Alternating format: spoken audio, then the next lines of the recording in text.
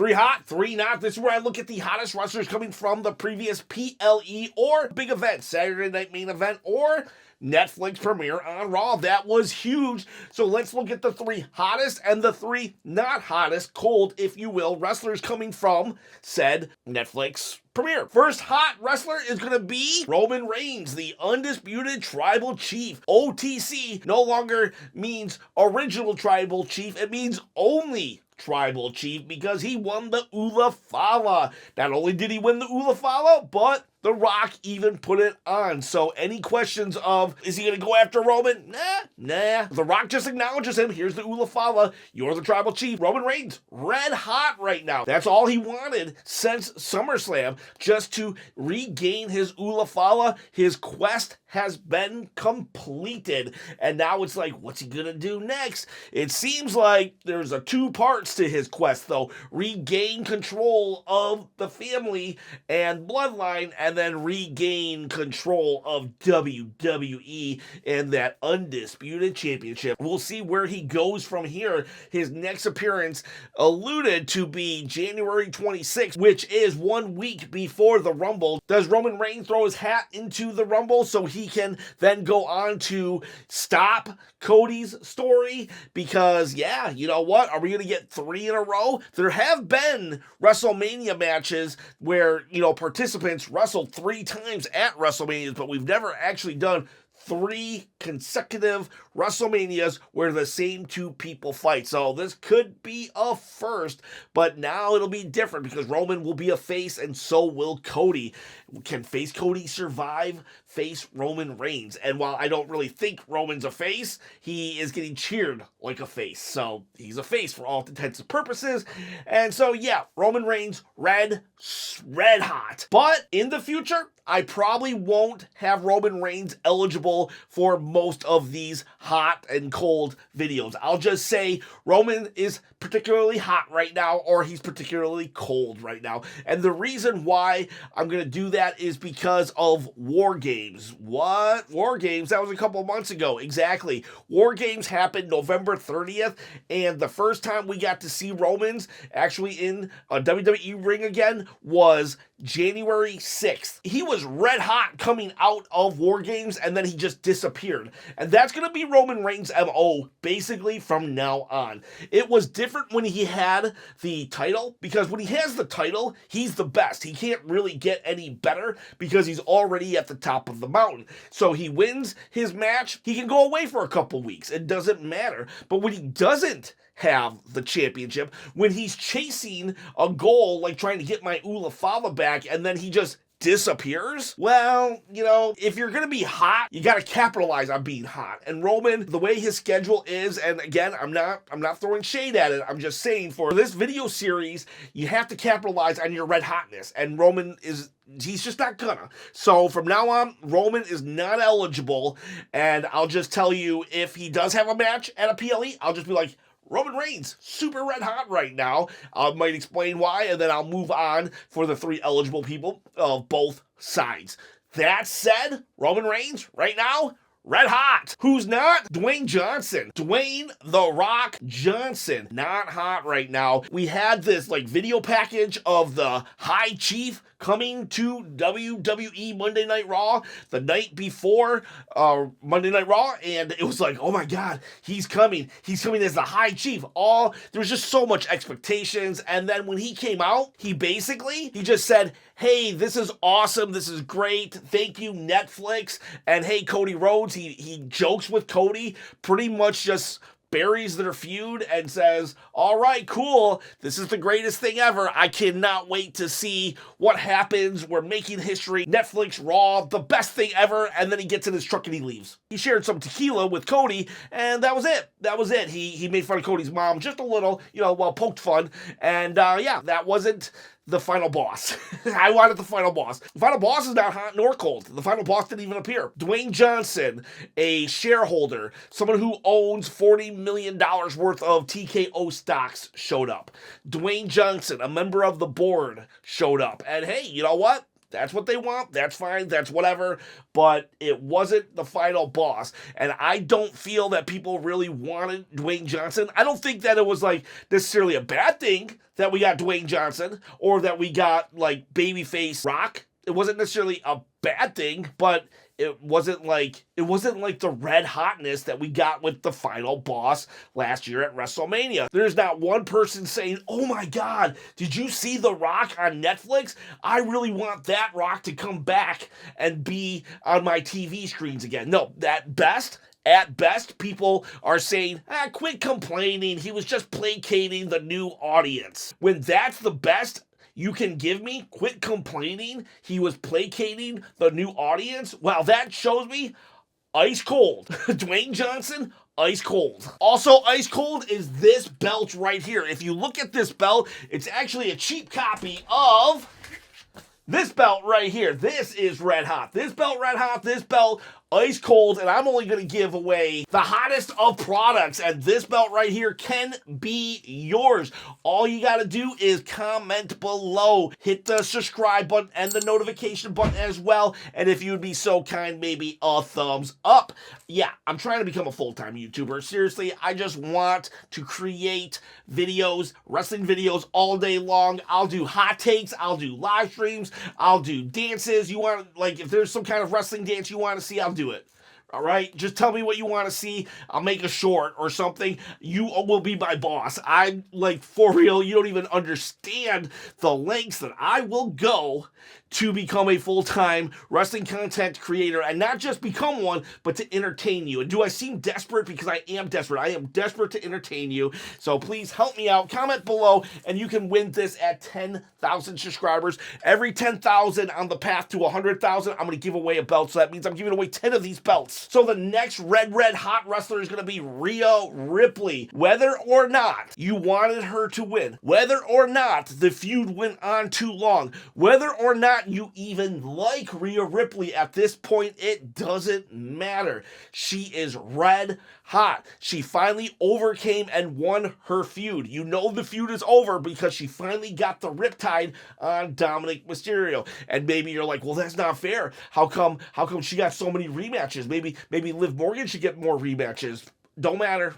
It's not happening. And even if she does, right this second, Rhea Ripley has won. She is the hottest female wrestler on Raw right now. There's no denying that she is red hot, and the proof is in the pudding, because when she was walking to the backstage, who came out? The Undertaker. Forget that it made no sense. Forget that they don't have any on-air previous interactions. What matters is the Undertaker came out. The man, the myth, the legend. He comes out and he pretty much anoints Rhea Ripley, saying that you are awesome. I approve of you. The Undertaker, the locker room leader, both respected on camera by fans and in the back by the boys and by the girls. The Undertaker gave his blessing to Rhea Ripley, and that just shows you how red hot she actually is, and that she has all of the stroke right now, that Papa H, Triple H, is giving her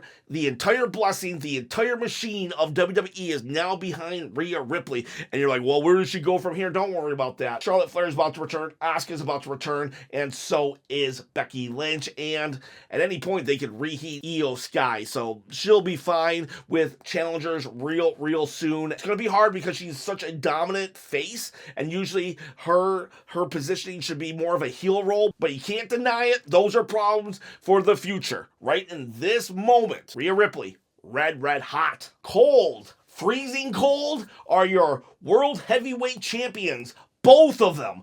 Both Gunther and Cody Rhodes. This Raw did them no favors whatsoever. We got Cody Rhodes just sitting in the audience like a fan. He's fanboying out to The Rock, and then The Rock just makes light of the fact that he used to make you bleed and he was making fun of your mom last year, and you're just like, yay, Rock, thank you for acknowledging me. And if you're like, oh, well, who is this middle-aged fat YouTuber, just, where does he get off saying that stuff? Well, guess what? You can call me middle-aged. You can even call me fat. But I am repeating the words of Bubba Ray Dudley. So if you think that Bubba Ray Dudley doesn't have the credentials to make a comment like that, well then, I don't know what to tell you, because that is what he said, not me. I am repeating his words. Well, I'm paraphrasing his words, and he said that it's crazy. It's just crazy that the world heavyweight champion, the undisputed champion,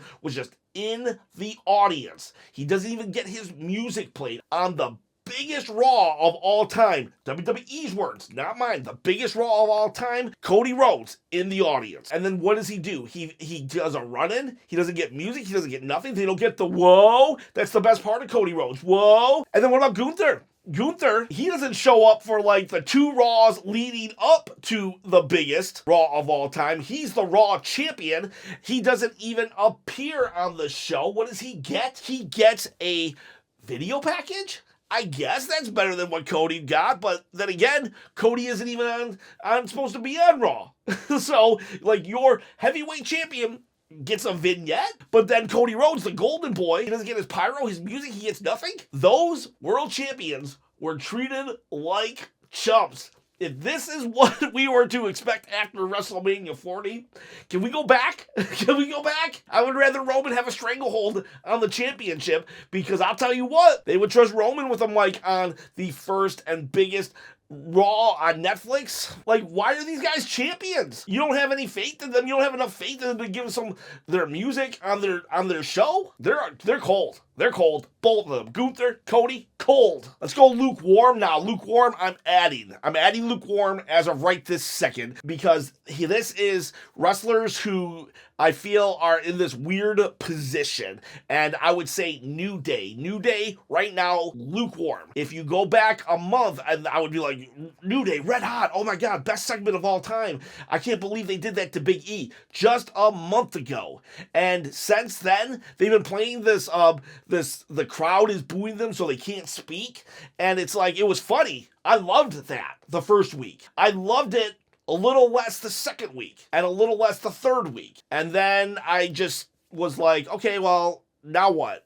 And here we are, 4 or 5 weeks later, and each time I'm loving it less, to the point where I'm like, come on. For a moment, it looked like we were going to get a match with Rey Mysterio and Penta, but that match just kind of, poof, gone, and now Chad Gable is getting the Penta match. And that's fine, because it's like, it didn't really make sense with the New Day. It kind of did, but it's like, what are we doing with them? They have this red hot angle. They're still interesting and funny and humorous, but it's like, it's time. It's time to do something. It's time to get them in the ring. And they are pandering at this point also. They have trained the crowd to boo them, but like, they're still so entertaining that the crowd is already starting to not boo them. And so they're trying too hard to get the crowd to boo them. Like, they will put the mic up to their mouth, and then they'll just wait, or they'll just put it away and say, quit booing us, when the crowd really wasn't booing that much. It's like, they're not cold. They're not cold, but they aren't as hot as they were just a month ago. So, New Day, lukewarm.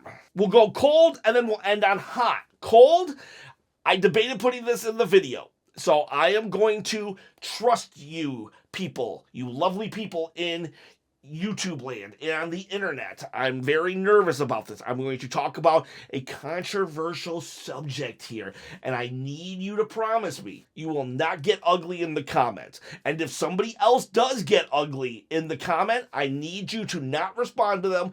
I will just delete their comment.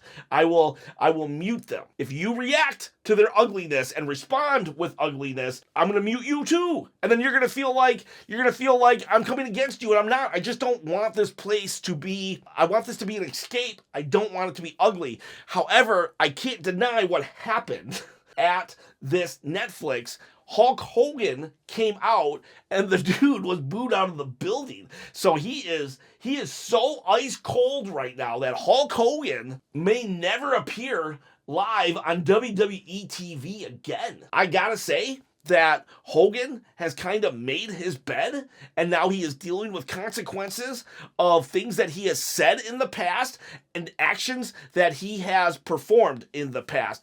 Hulk Hogan is like just booed. And at first, I'm not going to lie, I thought it was because he was in LA. And so I'm not getting political. I'm just stating facts here. Hulk Hogan was at the Trump rally. He was a spokesman for Donald Trump.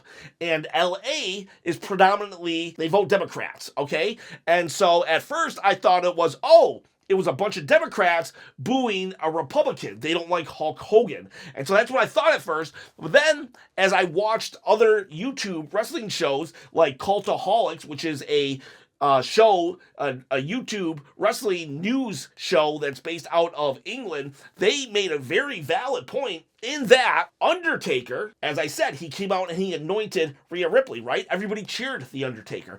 Well, Undertaker is also a Republican, and yet the LA crowd did not turn on The Undertaker. They only turned on Hogan. So that leads me to believe that it wasn't because of who Hogan voted for that they booed him. So they're booing Hogan for other reasons. If you're watching wrestling on YouTube, then you probably know that Hogan has said some really bad things. I think that LA was booing him for maybe those reasons. And Hogan has done a lot of bad things in wrestling in general. On camera, you can't deny that he is a legend. You can't deny what Hogan has meant to the wrestling business on camera.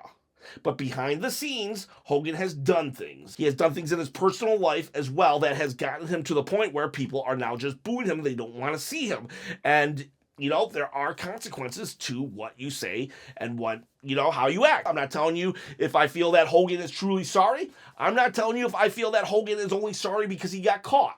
I am telling you, though, that LA booed Hulk Hogan, booed him so much that it was so awkward and so just like, oh my gosh, you won't be seeing Hogan for a very long time. If you see Hogan again, it'll be in Saudi Arabia. I'm not even joking. He'll be somewhere that they know that they will have a fan base for Hogan. Because as of right now, I think the LA response is actually the response that Hogan will get everywhere in America. And it's like, he was booed. There was no 50-50. It was boo, boo, boo. And it wasn't like Dom Mysterio booing. It was, we don't like you, please leave. Boo. Boo, boo, boo. And you know what? I'm not denying what Hogan has done for the business, but I am saying that maybe it's time that we just don't see him anymore live in person. Maybe we just remember Hogan slamming Andre the Giant and move on with our wrestling. The way he was booed, ice cold, and I really don't think we'll be seeing him again. And you know what? My 2 cents, I'm okay with that. I'm okay with not seeing Hogan, and I'd rather watch Drew McIntyre anyways. And a reminder, please be respectful towards each other in the comments below. Don't even talk about Hogan. Like, for real, I'm so worried that I'm gonna have to ban some people that I really like because, I don't know. I just seen it over and over again. People that I'm just like, wow, guys, you allowed that to get really ugly really quick. And I just don't want that. And all of that said, I'm going to refer to somebody else in the business that probably has a better perspective on this whole subject matter than I do. I'm going to read from Mark Henry, I assume again from Busted Open Radio. Mark Henry I love Mark Henry. He has a wrestling mind. I believe this guy is a low-key wrestling genius. And I'm going to read a quote from him, and then we're going to move on from this subject. So this is what Mark Henry said, referring to Hulk Hogan. With the social climate and the things he said and done, and his lack of effort to try and fix it, people are going to come down on it. He never wanted to go forward and fix it, so that's what happens when you think everything's gonna go away. It's not gonna go away. And actually, that was via TMZ. So I don't know if TMZ reported Mark Henry or Mark Henry gave a quote to TMZ. But that said, let's move on. That was my test to see if we can handle a little more on the controversial side of wrestling. Let's move on to the final hottest wrestler, and that is CM Punk. I wish it was Drew McIntyre. I really do wish it was Drew McIntyre. You know what? While we're at it, let me back up. Drew McIntyre's in lukewarm. And the reason why he's in lukewarm is because, to me, he had like the hottest angle going into this. He was a bloodline hunter, a man with a chip on his shoulder, a one-man army standing against the entire bloodline, mowing him down, a hitman. But if he can't get past Jey Uso, who I love Jey Uso, yeet. If he can't get past Jey Uso, then he doesn't got a shot against Roman Reigns. So, like, that's just it. Seriously. Can't beat Jey Uso. You don't got a shot at Roman. Roman beat Jey Uso like 3 times already. So it's like, okay, well, there goes that storyline. So, yeah, Drew McIntyre, not cold, but not hot. So, back to our hot. Hot is CM Punk. CM Punk, the hottest wrestler right now. And he just finish Seth freaking Rollins, and now it's like moving on. There's a promo of him walking down the aisle after winning, and he's like, you know what? I'm Game 7. I'm clutch. I beat this person. I beat that person. Now it's the Rumble. Here we go. Now I'm coming for you, Gunther. Now I'm coming for you, Cody. I'm going to be champion. WrestleMania. Here I come. And yeah, the guy was super pumped, super jacked about winning. And why not? The sky's the limit. The dude had the best match, Hell in the Cell, last year. He had the best promo on the last day of the year. He had the best moment, him and Roman Reigns in the steel cage at War Games. The dude is red hot. He is red hot. If he had been around a little more, I probably would have gave him the MVP. I gave that to Drew, but that was before Drew lost to Jey Uso. But yeah, just CM Punk. Like, wow. He's just been like all cylinders firing. He is freaking red hot. He can call his shot. He can point to the outfield and then hit a home run. The dude is like, let's see what happens, because I think he will capitalize on this momentum. I think he's going to the Rumble, and he's going to be someone to watch. Man, this Rumble's going to be good. Can you imagine? We get Roman. We get John Cena's last Rumble. Man, there we go. Oh, man. I wish I could put John on this list. I should have put John Cena on this list. That's how hot some of these wrestlers came walking out of this Raw that John Cena should be, but I can't put him on because if he would have wrestled, I probably would have, but he set the stage. But yeah, honorable mention. But yeah, this Royal Rumble could be so good. I'm sorry, I'm rambling. I'm tired. It's late. And there's just so many paths, so many good things happening right now. It's just all like, I want to say everything at once. I just want to vomit out how amazing things are right now for wrestling fans. Even though you look at my channel and you're like, wow, I thought you didn't like that Raw. I didn't like that Raw. But guess what? I still like wrestling. I still like WWE. Things are still awesome. Things are still great. One episode didn't fully match my expectations. But you know what? It was still a good episode. If that episode had happened in 2019, holy crap. That would have been like the best thing ever. I'm going to bed. I'm sorry. I gotta go to bed. I don't know. Did any of that make sense? Because if it did, then I'm glad we understand each other. If it didn't, just stay tuned for tomorrow's video. But I hope that you have a great evening, a great day, a great everything. Guys, girls, have a great day.